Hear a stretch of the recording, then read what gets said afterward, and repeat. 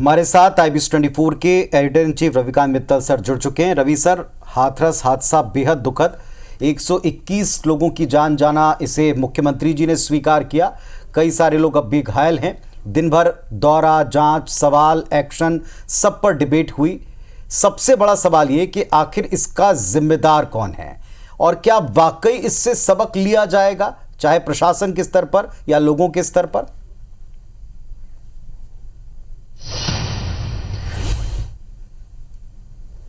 पुनीत, मैं इसमें दो बातें मोटे तौर पे करूंगा कि देखिए, पहली बात कि आखिर लोग जाते क्यों हैं यहाँ पर। तो ये जो उनके जीवन में अंधकार होता है उसके लिए वो एक रोशनी ढूंढने जाते हैं या फिर वो किसी चमत्कार की आशा से जाते हैं। तो मैं आपको एक छोटी सी कहानी अपने दर्शकों को सुनाता हूँ और आपको भी सुनाता हूँ। हरिशंकर परसाई हमारे बहुत फेमस लेखक हुए हैं, उनकी एक कहानी थी टॉर्च बेचने वाले। वो क्या था कि उसमें दो दोस्त थे और एक चौराहे पर वो टॉर्च बेचते थे और उनका मतलब वो बेचते थे, दोनों चलता था नहीं चलता था। एक दिन वो एक दोस्त को कुछ अनंत ज्ञान की प्राप्ति हुई और वो वहाँ से चला गया और उसने कहा कि देख, 5 साल बाद अपन मिलेंगे और तब तू देखना कि मैं कहाँ हूँगा और तू कहाँ रहेगा। तो एक दोस्त तो टॉर्च बेचता रहा। अब एक दिन वो टॉर्च बेचने के बाद अपने घर जा रहा था तो उसने देखा कि एक मैदान में बहुत बड़ा टेंट वगैरह लगा हुआ है। तो वो अंदर चला गया, देखा बहुत भीड़ आ रही है। तो उसने देखा कि मंच पर एक लंबी दाढ़ी वाले संत बैठे। उसे लगा तो सही कि इसे मैंने कहीं देखा हुआ है, लेकिन उसने देखना, अब वो बैठ गया उसकी बात सुनने। अब वो बता रहे थे कि देखिए, आपके जीवन में जो इतना अंधकार है, अंध है, उसमें रोशनी और प्रकाश आप खुद जला सकते हो, ये कर सकते हो। जिस तरह से आजकल के जो साधु बाबा जो हाथरस में जो आपने मेंशन किया, जिस तरीके से वो भोले बाबा थे या जो हमारे दूसरे बाबा लोग हैं जिस तरीके का ज्ञान देते हैं बैठ के, उसी तरीके का वो ज्ञान दे रहा था और सब वाह वाह कर रहे थे। और उसके बाद वो जब कार से वापस जाने लगा तो उसने एक दूसरों की आंखें एक हुई। तो उन्हें कहा, अरे तुम, और उसने उसको अपनी गाड़ी में बैठा लिया। तो उसने कहा कि यार तू ये ऐसे कैसे टॉर्च बेचने लग गया। बोले, अरे मैं टॉर्च तो नहीं बेचता। बोले, तू टॉर्च ही बेच रहा है। मैं सीधी सीधी बात बोलता हूँ कि भाई, अगर आप अंधेरे में हैं, आपको रोशनी लानी है तो मेरी टॉर्च जलाइए, सूरज छाप, और आपके जीवन में रोशनी आ जाएगी। तू भी यही बात बोल रहा था, तू घुमा फिरा के बात बोल रहा था। तो उसने कहा जी कि देख, ऐसा है कि मैं अब अध्यात्म की टॉर्च बेचता हूँ। मैं बेच तो मैं टॉर्च ही रहा हूं, लेकिन अब वो हाथ में पकड़ने वाली नहीं प्रोडक्ट है। मैं लोगों को अपने बोलने की शक्ति से उनको एक इनर ज्ञान उनका जगाता हूं और उनको एक अध्यात्म की टॉर्च में बेच रहा हूं। तो सारे बाबा यही करते हैं। और दूसरा, चमत्कार। अब हमारे बागेश्वर बाबा हुए या हमारे मिश्रा जी हुए या और भी जो ये भोले बाबा थे कि भाई आप इनकी रज अगर लगा लीजिए तो चमत्कार हो जाएगा आपके जीवन में। मैं दर्शकों से कहना चाहता हूं, भैया, चमत्कार भी आप खुद ही कर सकते हैं। सबसे जो ताजा उदाहरण है वो अभी जो भारतीय टीम ने वर्ल्ड कप जीता T20 में। आप बताइए, किसको ये लग रहा था कि जब 30 बॉल पर 30 रन बनाने थे साउथ अफ्रीका कि हम जीत सकते हैं। सबके मन में यही था कि अब कोई चमत्कार ही हमें बना सकता है। और चमत्कार किसने किया? उस फील्ड पर मौजूद जितने प्लेयर थे उन्होंने चमत्कार किया। जब सूर्या ने वो चमत्कारी कैच लिया तो हमने कहा कि देखो, ये चमत्कार हो गया। तो आपके अंदर ये चमत्कार करना, आप ही को अपना आत्मबोध होना चाहिए। कोई ये चमत्कार नहीं करते, ये आपको बेवकूफ़ बनाते हैं और इतनी भीड़ आप इनके उसमें पहुंचते हैं। मैं आपको बता दूं कि भले ही यूपी के मुख्यमंत्री ने आज हर तरह की जांच कराने का आदेश दिया हो, चाहे जुडिशियल जांच करा लें, SIT की जांच करा दें, कितनी भी करा दें, लेकिन पुनीत, इन साधु संतों के आयोजन में भीड़ लगनी है। और अगर भीड़ में कुछ गड़बड़ हो गई तो कोई प्रशासन, कोई मुख्यमंत्री, कोई नहीं बचा सकता। देखिए, मेरे हाथ में एक फॉर्मेट है। ये जो है, ये फॉर्मेट हमने कहा कि आखिर कैसे इनको परमिशन मिलती है या उसमें प्रशासन की क्या रोक टोक होनी चाहिए। तो इसके बारे में जानकारी तो आपको मैं बताऊं कि ये छत्तीसगढ़ का हमने निकाला।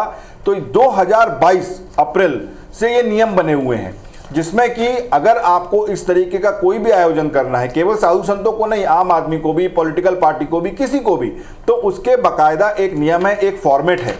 ये पूरा एक फॉर्मेट यहाँ पर इसमें बना हुआ है, जिसमें कि आपको लिखना है कि आपको कि आयोजन का संस्था का नाम क्या है, प्रदर्शन का स्वरूप क्या होगा, कि धरना है, रैली है या धार्मिक है, आयोजन प्रदर्शन का दिनांक होना चाहिए। सबसे पहले कि अगर उसमें आयोजन प्रदर्शन में शामिल होने वाले व्यक्तियों की अनुमानित संख्या, उसमें संख्या भी लिखी हुई है ±100, तो आपको ये संख्या लिख के देनी होती है। लोग कहाँ कहाँ से आएंगे, 2 पहिया वाहन से आएंगे, किससे आएंगे, मतलब आप ये अगर फॉर्म देखें तो पूरा उसमें डिटेल सरकार आपसे मांगती है परमिशन के लिए।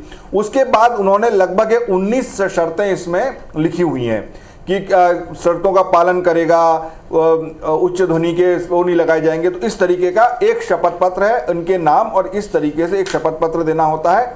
ये पूरा एक फॉर्म है, ये भर के आपने दे दिया। लेकिन मैं आपको बताऊं कितनी इसलिए मैं आपको बोल रहा हूं कि भैया आप इतनी भीड़ से, उसके बाद ये मेरे हाथ में 2 परमिशन है।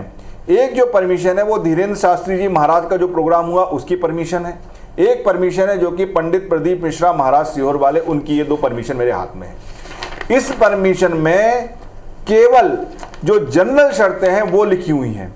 इसमें कहीं ऐसा नहीं लिखा कि आपने इतनी संख्या के लिए अनुमति मांगी थी, तो इतनी संख्या से अगर ज्यादा लोग आ गए तो आपको क्या करना होगा, प्रशासन को क्या करना होगा। हाथरस में क्या हुआ, 50,000 की परमिशन मांगी थी, 80,000 की मांगी थी, अभी वो भी पुष्टि होनी है, कह रहे हैं जी 2 लाख 1.5 लाख 2 लाख लोग वहां पे पहुंच गए।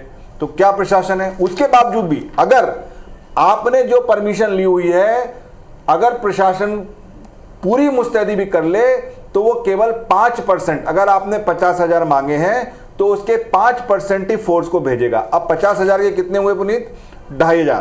तो भैया 2,500 की फोर्स कैसे भेज देगा, उसको बाकी चीजें भी देखनी है। तो वो क्या करते हैं जी, आपके जो वॉलंटियर हैं, आपके जो वहां पे स्वयं सेवी जो लोग हैं, उन्हें ही वो व्यवस्था सुधारनी होगी। कोई वो आपके, और तो इसमें कहीं कोई संख्या नहीं लिखी, कहीं कुछ नहीं लिखा कि ये होगा। इसमें कहीं ये नहीं लिखा कि अगर कोई इस तरह की इमरजेंसी हो जाएगी तो क्या आपने कोई मेडिकल सेंटर वहां पे बनाया हुआ है, क्या आपने वहां पे कोई एम्बुलेंस।